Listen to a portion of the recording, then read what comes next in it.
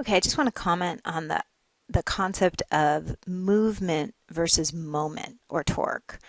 And I hope that you're all reading this Perform Better article. It's a blog post from Stu McGill on Perform Better and talks about the flexion movement versus the flexion moment, right? You can move in flexion or you can create a flexor torque. Just hold a weight and not move, or an isometric contraction and create a flexor torque. So those are very different things. Sometimes you do not need to move to train an area of the body.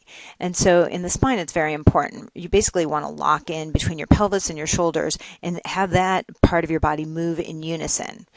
And so I'm going to talk about it in terms of torque, in torsion, sorry, the rotating motion.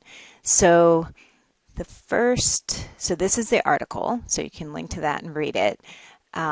So a lot of people do these types of exercises, right? You're throwing a medicine ball. If you notice, this person's pelvis is kind of locked in, right? Because their knees are flexed, their hips are flexed. So when they rotate, it's all coming throughout the spine, right? And our spines can rotate, but sometimes they shouldn't rotate under heavy loads, okay? So there's this activity. Or you can do something, and actually let me link you to another video, and it's going to be on the Blackboard site, but this is a gentleman that talks about, using different terminologies about this whole idea of moving your shoulders and your pelvis together and not rotating or causing a shearing of the spine by rotating, doing these types of exercises. So the alternate, right, you can say, well, how am I going to train my spine? The alternate is, let me find it, is doing something like this, right? So you have a band.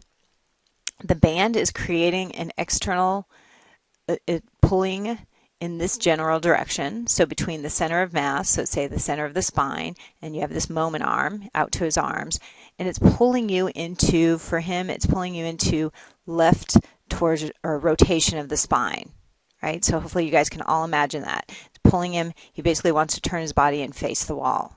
But he's resisting that. He's not moving. He's not going through spinal rotation reps. He is holding it and then going through a flexion extension exercise. So it's creating this rotational torque or rotational moment on the spine, but he is not moving the spine. So he is not shearing the spine. Still training the spine, but without moving, which is key. Or another adage they say is if you're going to rotate the spine, or flexion, rotation, what have you, have it under low load. And if you go to high load, then decrease the movement. And I think those are very wise words of wisdom when you're creating programs for everyone for the lumbar spine.